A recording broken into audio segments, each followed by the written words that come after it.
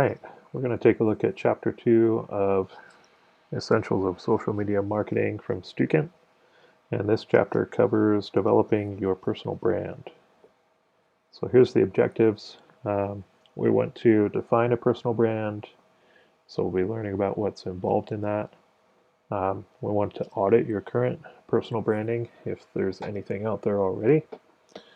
We want to start applying your personal brand to LinkedIn and Twitter and look at the best practices for updating a LinkedIn profile and how to participate on LinkedIn and Twitter. We will have more of a deep dive into LinkedIn and Twitter as we get further on into the semester. So this is just kind of a beginning phase here. And then the last thing we'll look at is social media etiquette. So if you're interested at all in the field of social media, even graphic and web design, it's really important that you establish and maintain a social media presence as an extension of your personal branding. So your personal brand is a marketing strategy that's focused on you and your potential business. It's all about your reputation and really has a lot about who you are and what makes you different from other people in the industry. So the first thing we will do when we identify or create a personal brand is we identify your target audience. In this instance, since you're starting out, we might actually want to identify where you want to work or what you want to do. So the first step of this will be to search for your desired role on a career website. And you've already done that, I believe, with a previous assignment on Indeed or Monster. And then find common keywords from that career search. So the next step is to determine your vision and your purpose. So your personal vision is a picture of your true self in the future. You know, who you want to be, what do you want to do, how you want to feel, who do you want to associate with. So you'll be writing down that personal vision. The next step is to determine your values, and these are your core principles that give meaning to your life. These are standards that determine your attitude, your choices, your actions. These things can be anything like balance, agility, calmness, challenge, perseverance, honesty, uh, sensitivity, teamwork, sharing. Next step would be to identify what your passions are. What's intriguing to you? What motivates you? How do you want to spend your time? Fifth step would be identifying your goals. So these are going to be really specific. What do you want to achieve? Whether that's getting a job, being a predominant expert in a certain field, anything like that. The sixth step in developing your personal brand is coming up with your brand attributes. So these are again words that you'd use to define your personality or the value that you have to offer.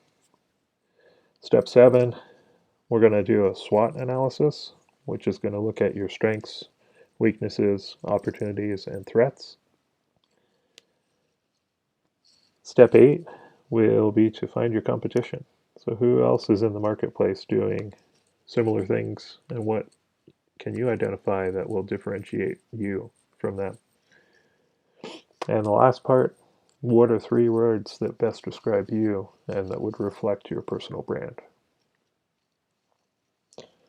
So we're looking at setting goals, we're looking at identifying your purpose. One thing to bear in mind is this is not something that is permanent. You can always change this. This may seem like it's pretty daunting and like a huge task, but we're breaking it up into smaller parts so you can focus on one element at a time. And lastly, um, this is just a good practice. This is something to help you get in tune with yourself and to really see what motivates you and what you're passionate about. So, first thing to do when we're looking at your personal brand online, ask yourself this question. Is there anything I wouldn't want a potential employer or customer to see? If there is, it's time to reassess your personal brand online, maybe remove any unprofessional content from your public accounts, and then also set up Google alerts. So first part of one of these assignments will be go ahead and put your name into Google, see what comes back. Click on the images search and see what images might be associated with you. Next thing would be to upload new photos to LinkedIn. If you have a Flickr account or a Picasa account, upload new photos of yourself to all three of these places and add your name to those images, not only as the file name, but by tagging yourself. And what this will do is allow you to start to have an effect on the images that show up when people search for your name. Finally, we'll set up a Google alert to monitor your name and regulate any mentions that might come up in the future. So this Google alert step here, we will take a look at in just a second. So if we take a look at google.com/alerts, and you can see I'm already logged into my Google account. If you don't have a Google account yet, you definitely want to create one. And here's what we want to do is put in our name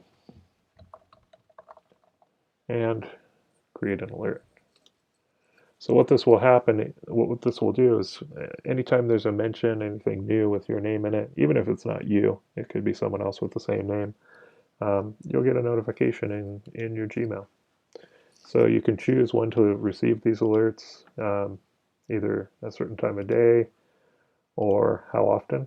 So maybe you want to get an alert once a day, and then you can pick where you want it delivered to, which is usually your Google account.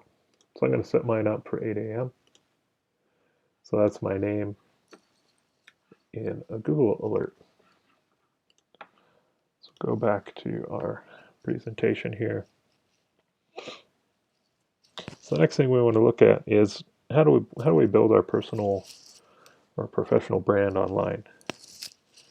So LinkedIn is pretty much the place where professionals come for industry news, career training, expert advice, peer insights, recommendations.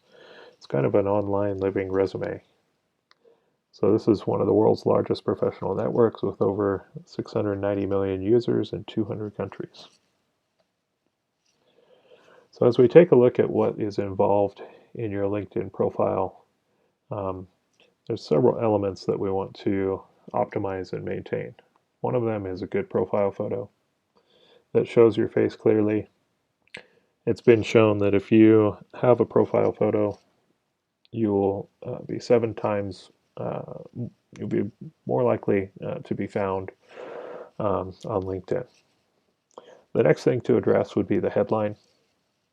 It doesn't have to be kind of as catchy or kind of trendy as some you might see out there, but it really needs to help you kind of stand out. So it should be one key thing that maybe you're experienced in or what your realm of expertise is around. And next part would be contact info. So we definitely want your professional email address, business email, school email, your Twitter profile, and then any websites that you're associated to.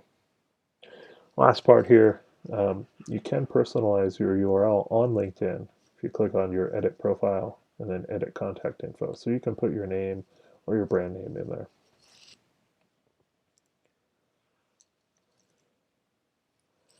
Next thing we want to look at is your experience. So you want to address key positions you've had, even as students, if you've served on student government or volunteered for anything. This is a great place to list those roles. And eventually you can list your first degree here. You can write recommendations for other people or have people like me, you're a professor, we can write recommendations for you that show up here on LinkedIn.